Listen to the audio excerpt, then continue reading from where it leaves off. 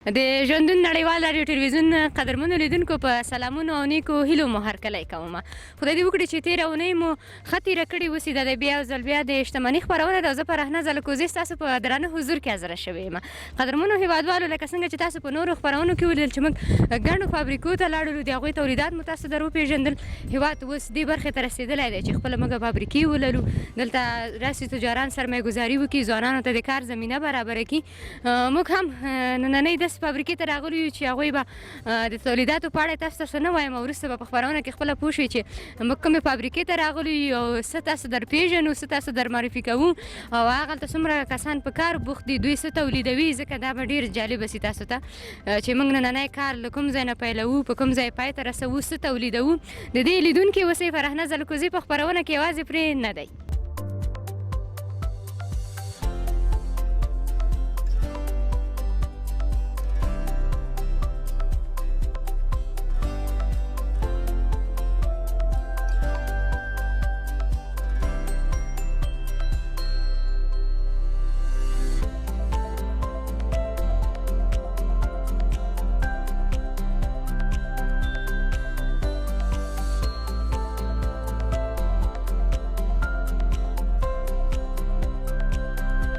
د شتمنۍ خپرونې قدرمنو لیدونکو، لکه څنګه چې تاسو مو همداسې ساتلي یاستئ هیجانه د فابریکې نوم، د دې د تولید، د دې د کال شروع، دلته څومره کارکوونکي کار کوي، له دې به تاسې وروسته خبروو.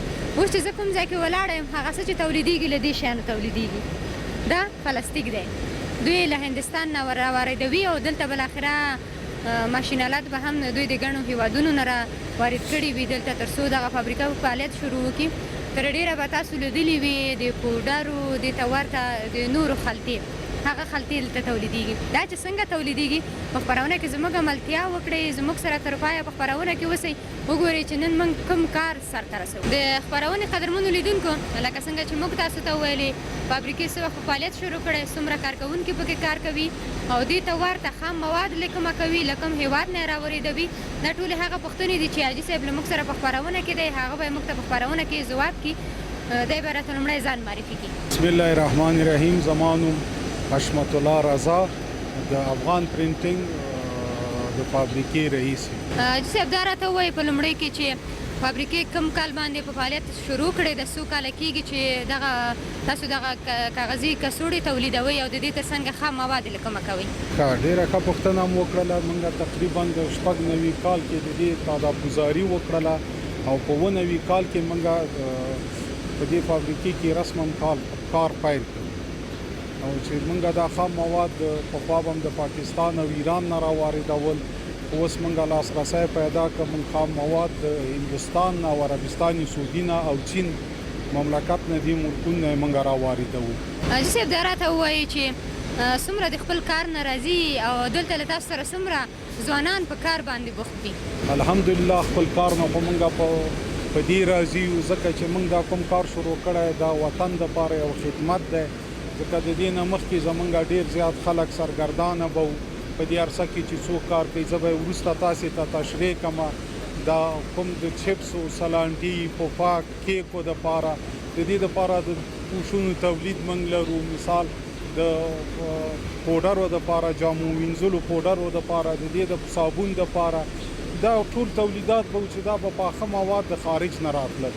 نو اوس موږ زموږ په کوششونو سره موږ دا کوشش کړی چې تقریبا 10-15% د دې مخنیوی هم کړی چې موږ خام مواد راواردوو او دلته یې پخوو.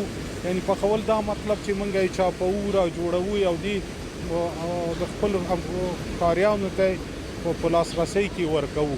او تقریبا موږ سره اوس فعلا 10 نفره پرسونل کار کوي چې هغه انجینران دي. یعنی موږ مخکې د دې نه موږ سره کارګران، استادان زموږ هندیانو او پاکستانیانو چې موږ په دا ظرف د 2 کالو کې وتوانېدو چې دوی هم ټرین کړل. اوس فضل د خدای دی موږ سره ټول زموږ خپل افغانان، د افغان بچي همدلته کار کوي او رسېدلي دي، استادان دي زموږ. د شتمنۍ خپرونې قدرمنو لیدونکو او ګلالیو کوچنیانو، تاسو چې کله دکان ته ورځئ، سلنتي اخلئ، چسپ اخلئ، دې ته ورته نور شیان اخلئ او قدرمنې کورنۍ چې د جامو وینځلو پوډر اخلي دې ته ورته نور هغه کاغذي کڅوړې چې په ځینو شیانو کې ورڅخه استفاده کېږي هغه ټول هم دلته تولیدېږي او دا یې فابریکه ده نن هم دلته راغلي یو وبه ګورو چې د دې د ښکلا په خاطر د دې د ډیزاین په خاطر د دې د رنګ په خاطر د کومو موادو نه استفاده کېږي او لومړني مواد همدا دي لومړي ځای نه به یې پیلوو حاجي صاحب نه به زه دا پوښتنه لرم حاجي صاحب کله چې دا لومړي مواد دي لومړی شروع د کوم ځای نه کوئ موږ خو دا لومړني مواد دي لومړی خو کله چې موږ ته مشتری مراجعه کوي دې دپاره موږ ګرافیک ډیزاینر انجینر موږ لرو دې دپاره موږ ډیزاین کوو پس د ډیزاین نه بیا په دې شکل باندې سلنډرې جوړېږي چې د دې نوم سلنډر دی پس د هغې نه چې کله د دوی سلنډرې جوړې شوې بیا راځي دې ماشین ته چې دا پټ په نامه باندې یا شفاف پلاستیک دی چې د دې په مخ باندې موږ رنګامیزي کوو یعنې پرنټ کوو نو چې هغه به بیا موږ او تاسې د نږدې نه زه تاسې ته تشریح کړم ډیره زیاته مننه حاجي صاحب پوره قدرمنو هیوادوالو ورزو به ډیر زیات جالبه په دې دی ګلالي کوچنیان به هم ناستې خپرونه به ګوري تاسو چې کوم څیزونه راغلي د دوکان نو دا ځای دی دلته دغه کڅوړې تولیدېږي لکه څنګه چې حاجي صاحب وویلې لومړی به موږ ورځو وبه ګورو چې لومړی د خپرونې دغه شروع یا د کله چې یو کاغذي کڅوړه تولیدېږي شروع یې د کوم ځای نه ده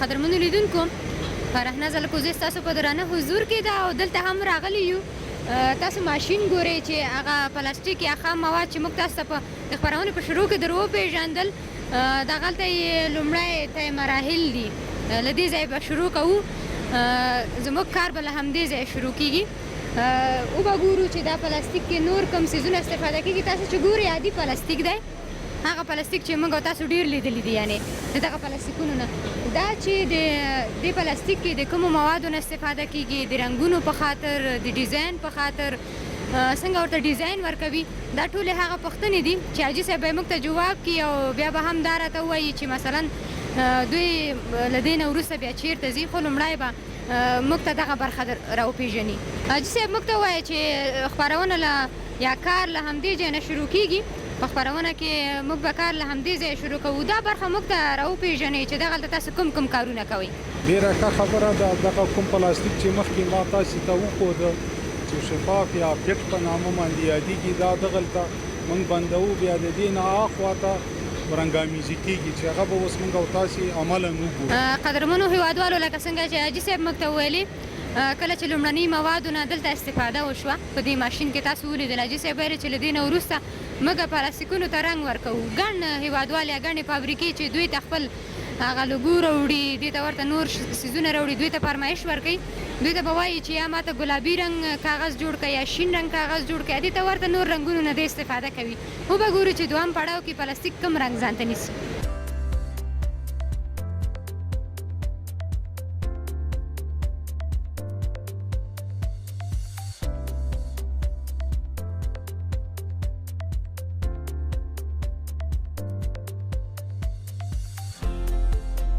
قدرمنو هیوادوالو ډیر زیات جالبه دی ډیر زیات ښکلی ډیر زیات ښایسته ډیر زیات منظم ډیر کله موږ خوښیږي چې مثلا داسې نیلي رنګ ډیر ښایسته رنګ دی دلته هم دوی ته فرمایش ورکول شوی چې دغسې د رنګونو نه استفاده وسي، کاغذ ته ښکلا ورکړي. موږ چې ګورو زموږ شاته بګراونډ کې هغه رنګ نه استفاده کېږي چې زما ډېر زیات خوښېږي. ډېری هېوادوالو به دا رنګ خوښېږي او غواړي به چې د هغسې پاکټونو نه یا هغسې پلاستیکي کڅوړو نه تاسو ته استفاده وکړي چې واقعا ستاسو د پام وړ وګرځي او ستاسو خوښېږي. حاجي صاحب به راته ووایي چې دغلته کومه مرحله روانه ده او دلته څه کېږي؟ ولې نه په سترګو دا تاسې هلته ولیده چې ساده پلاستیک موږ واچوو، پس د هغې نه دلته د هره خانه کې دا خپل رنګ اخلي. دا کار چې زموږ دی تقریبا په 15 رنګو کې موږ تولیدوو. اوس به بیا تاسې خپله نتیجه هم وګورئ چې ساده پلاستیک نه مثال دا لاجوردي رنګ دی، سور رنګ دی، زیړ رنګ دی، سپین رنګ دی، دا د څو رنګو نه تشکیلیږي. قدرمنو هېوادوالو ګورو به چې دغه پلاستیک چې لومړی سپین و، وروسته یې ځان ته آسماني رنګ ونیو، هغې نه وروسته هم موږ راځو دې ته چې دوی به بالاخره څه تولیدوي او دغه پلاستیکي کڅوړه چې دوی تولیدوي دا به د څه دپاره استفاده کېږي او څه به پکې مثلا ځای پر ځای کېږي یا د څه دپاره به دغه کڅوړه استفاده کېږي. تاسو هم زموږ عملتیا وکړئ، وبه چې د یو کاغذي کڅوړه چې کله تولیدېږي د څو نورو رنګونو نه استفاده کېږي او څو نور پړاوونه دا وهي تر څو یو کاغذي کڅوړه را تولید شي.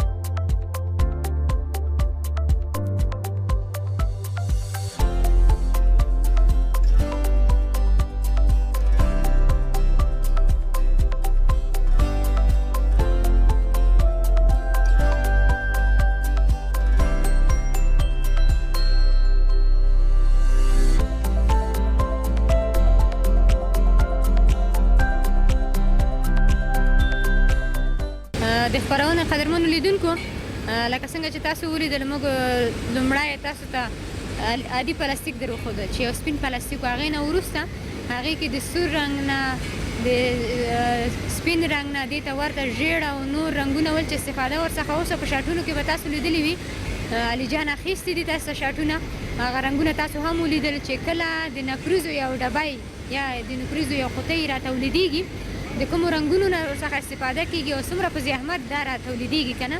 اوس هم دلته حاجي صاحب له موږ سره ولاړ دی، موږ ته به ووایي چې کله موږ لومړۍ خپرونه شروع کړله هغه پلاستیک چې استفاده سو، رنګونه استفاده شول، نو دغلته څه را تولید سول، څه را جوړ سول، دا به له موږ سره را شریک کړي. لکه څنګه چې موږ او تاسې ولیدل چې دا څو بخشه لري، چې تنا دا د پرینټینګ ماشین چې ورته وایي یا ګریور ماشین، هغه دا دی چې دلته بیا نوره دا پروسه تکمیلیږي چې دلته هغه د هغه خپل رنګونه یې واخیستل او یو ساحه د کار زمونږ دلته خلاصېږي چې زمونږ یو پلاستیک دلته پرینټ کېږي، یعنی چاپېږي چې د دې نه بیا موږ دوامه دستګاه ته ځو چې هغه د لیمینیشن په نامه یا د سریشکاري په نامه چې د دې شاته بل پلاستیک سریش کېږي. او دا دوام پلاستیک ولې سریش کېږي؟ دا په دې خاطر چې مقاومت یې ډېر شي، ځکه دې کې بیا موږ ډېرې مختلفه نوعه پلاستیکونه لرو چې مټلایز په نامه دی، شفاف په نامه پلاستیک دی، شیري ورته وایي یا میلکي، چې پلاستیکونه بیا د دې پلاستیکو شاته موږ کاروو. قدرمنو هېوادوالو، حاجي صاحب به ماته ووایي چې حاجي صاحب موږ د څه دپاره یو پلاستیک یا یو پاکټ مخ را تولید کړه، تاسو دا راته ووایي. دا کوم پلاستیک چې تاسو ګورئ دا د نکروزو پلاستیک دی چې دا په دې شکل باندې دغه د نتیجې ته موږ ورسېدلو چې دا هلته تازه په رنګ کې تاویږي، بیا پاس وچېږي، نو دې حالت ته رسي چې اوس یې کولی شئ تاسو نږدې نه وګورئ. قدرمنو هېوادوالو، تاسو ولیدل چې انجونې ډېرې نکریزې رانیسي. اوس هم دلته د نکریزو قطۍ یا ډبی را تولید شوی دی. اول مخې دی، مخ چې کله موږ نکریزې اخلو نو ښایسته ډیزاین ورته ورکوو، د نجلۍ لاس هم راوړي، یو بل څه هم پکې راوړي چې ښایسته شي. دا چې شاته یې هغه پلاستیک چې کارول کېږي هغه څنګه تولیدېږي هغه بیا بل ماشین دی ورځو د هغه ماشین کار ګورو چې هغه ماشین کوم کارونه کوي.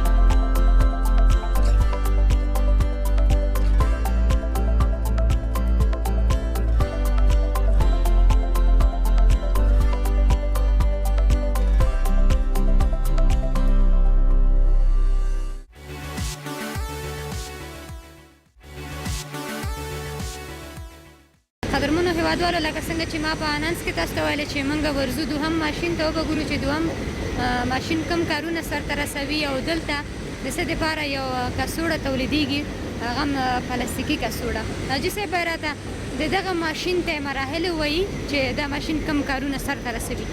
لکه څنګه چې ما مخکې تاسو ته وویلې چې هغه د پرنټ ماشین و دا دوهم ماشین په نامه د لیمینیټ یا لیمینیشن په نامه یادېږي. د دې وظیفه دا ده چې دا دوه پلاستیکونه خپل منځ کې سره دا چسپوي چې پس د هغې نه موږ کولی شو بیا د دې نه پسې چې کله دلته چسپ واخلي بیا موږ درېیمې مرحلې ته ځو چې کوم اضافه ځایونه دي هغه برشوتي غوڅوي بیا پس د هغې نه دا راځي مثال د دې مشتري دپاره دا د جامو مینځلو د پوډرو پاکټونه دي دې دپاره پاکټونو ضرورت دی چې هغه بیا موږ څلورم بخش ته ځو چې هلته کې بیا مکمل پاکټونه جوړوو چې هغه به هم تاسې په سر د سترګو وګورئ.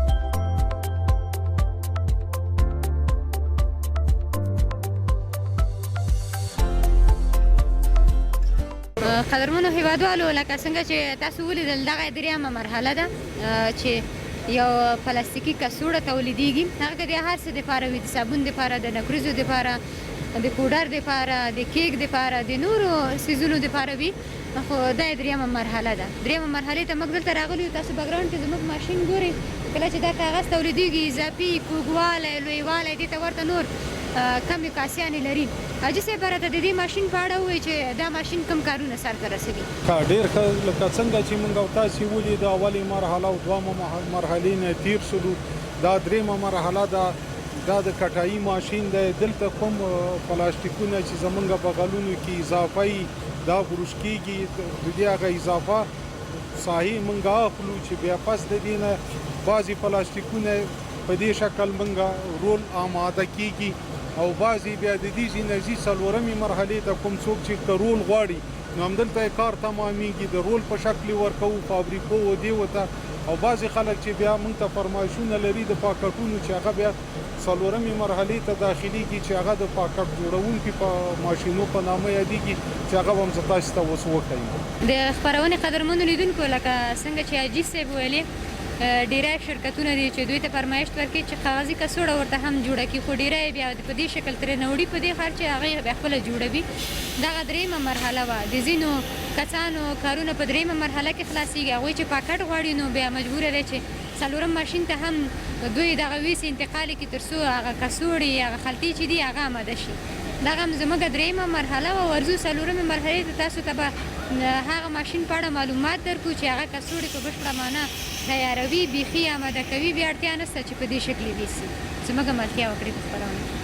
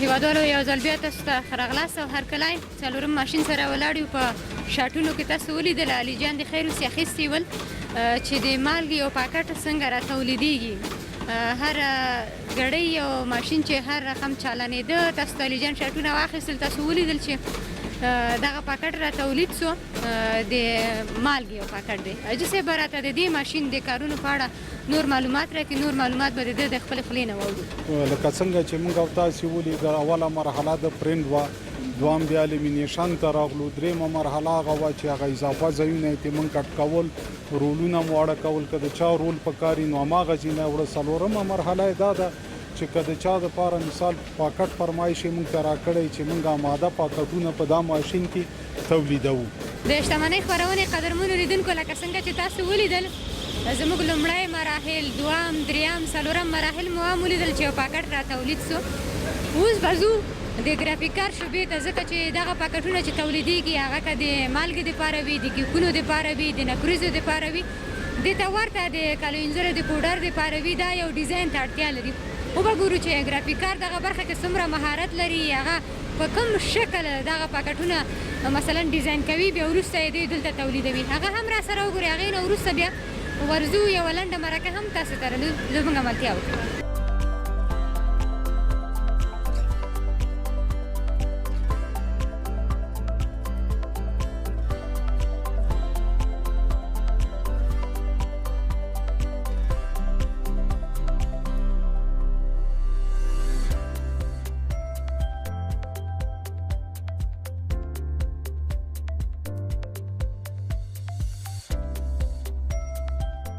د شتمنۍ خپرونې قدرمندونکو یو ځل بیا تاسو ته ښه راغلاست او هرکلی دا هم د لنډې مرکې وار را رسېدلی دی. په ګڼو نورو خپرونو کې تاسو لیدلي وو چې موږ د پانګوالو نه پوښتنې درلودلې چې هغوی څومره راضي دي چې په خپل هیواد کې پانګه کړې ده، فابریکې یې جوړې کړي په بېلابېلو برخو کې، او دې ته ورته نورې خبرې به دوی هم لري، غوښتنې به هم لري له تاسو نه.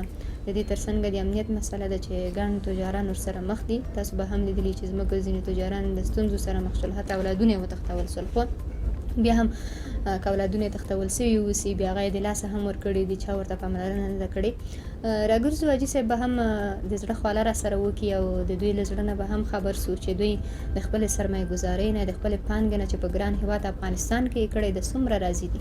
حاجي صاحب تاسو سره مو ګڼې خبرې درلودلې د تولیداتو په اړه. اوس به راوګرځو، مرکه به له دې ځای نه را شروع کړو چې څنګه تاسو سره دا انګېزه پیدا شوه چې تاسو راسئ په دغه برخه کې پانګونه وکړئ. دا تاسو ته د نورو برخو نه بهتره وه یا په هېواد کې موږ په دغه برخه کې فابریکه نه درلودله؟ د دې ترڅنګ مشوره مو چا سره وکوله چې زه دلته راځم او سرمایه ګزاري کوم په دغه برخه کې؟ ډېره ښه پوښتنه مو کړله خوري. ما تقریبا د افغانستان شرایط دي نن نه 25 کاله یا 23 کاله پخوا زه روسیې ته لاړم او تقریبا دغه 22-23 کاله زه په خارج ملکونو کې ما ژوند کوه او په د اخر کې زه په قزاقستان کې وم. نو زما یو پاسپورت قزاقي هم دی او هغه ملکونو کې به چې مونږ ګرځېدو چې واقعیت خبره یې زما لوی ارمان دا و، همیشه به مې دا چرت واهه، هلته هم زما کاروبار و.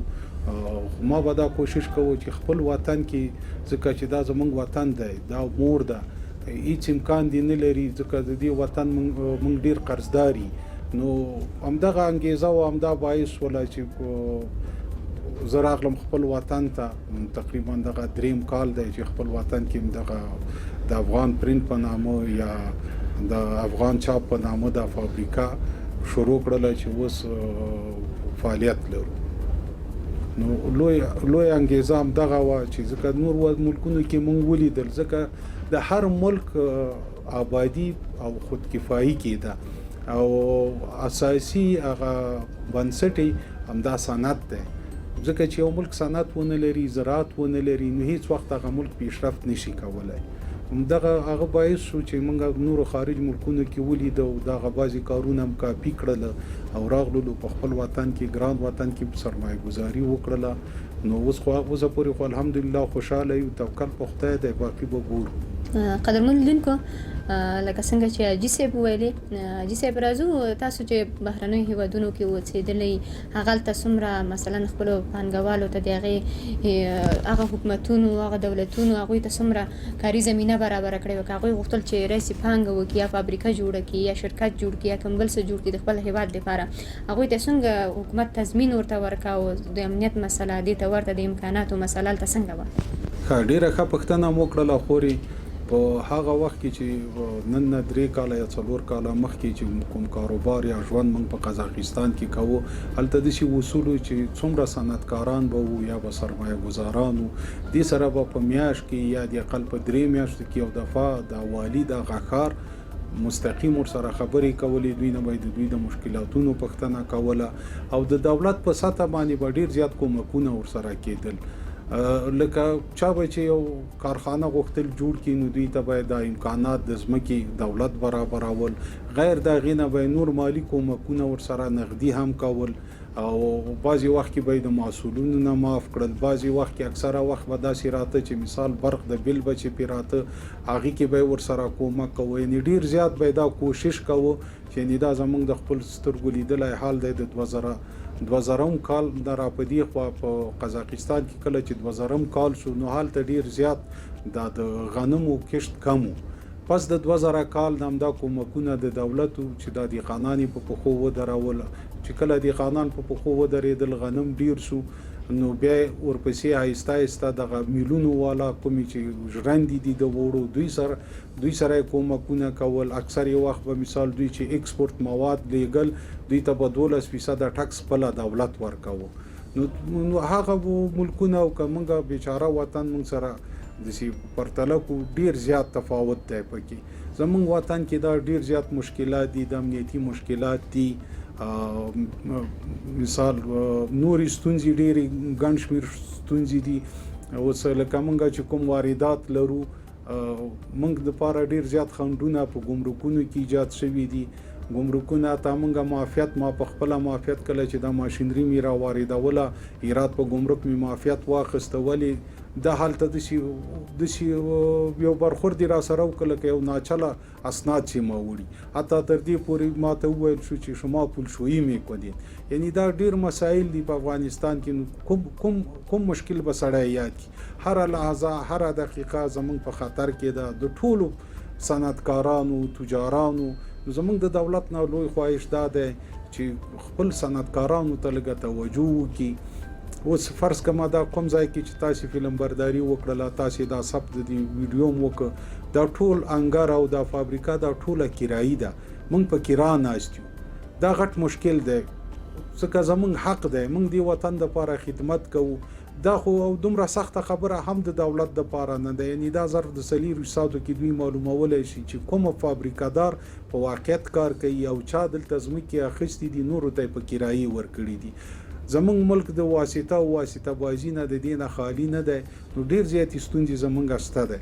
خدای دې وکړي چې دولت زمونږ رهبران زمونږ رئیس صاحب جمهور دا زمونږ خبرو ته متوجه شي او خپل صنعتکاران حمایت کړي. حاجي صاحب راځو دې پوښتنې ته به راسو چې کله سرمایه ګزاران راځي دلته سرمایه ګزاري کوي ډېری فابریکې په فعالیت شروع کړې ده. د هر څه یعنې د یو ګیلاس نه نیولې د یو قاب نه نیولې بالاخره ترکوزو یا دې ته ورته سپلۍ بوټونه هر څه تولیدېږي.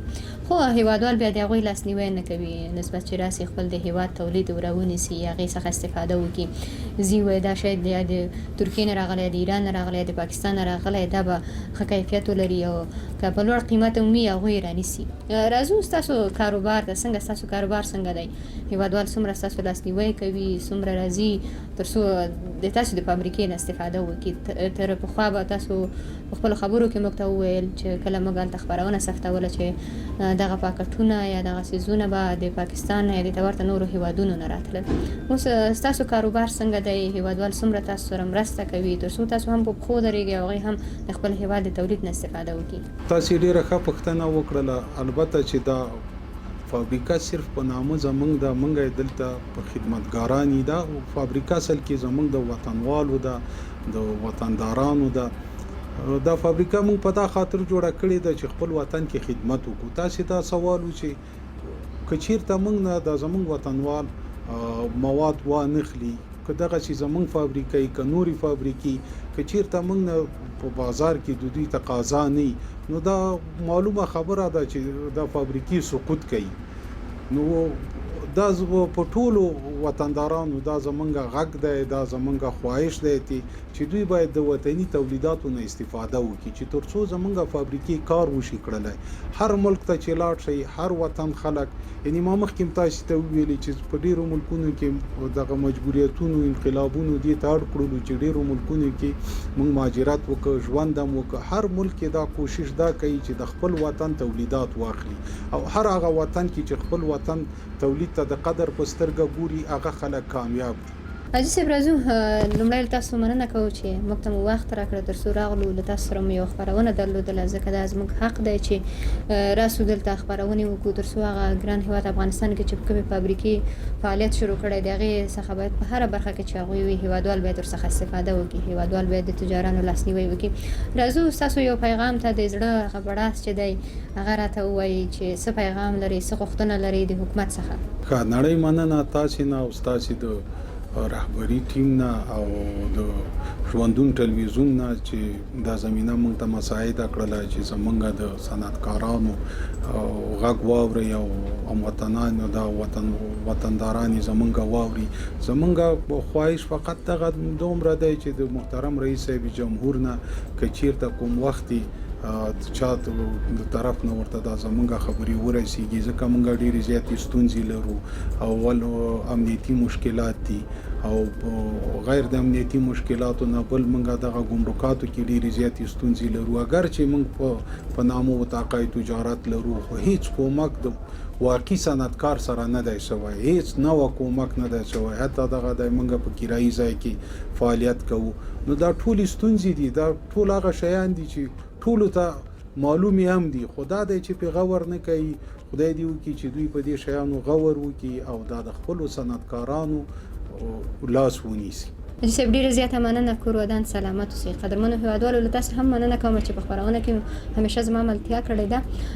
په وروستیو کې زموږ میلاد راس دی، هغوی چې په فابریکاداران دي په هېواد کې سرمایه ګزاري کړې ده، که وغواړئ چې موږ ورسره خپرونه لرو نو په سکرین باندې زموږ میلاد راس راځي، د هغې نه په استفادې سره موږ له تاسو سره وصلیږو او بالاخره راځو هم د تاسو فابریکې نه یوه ښه خپرونه به را جوړوو.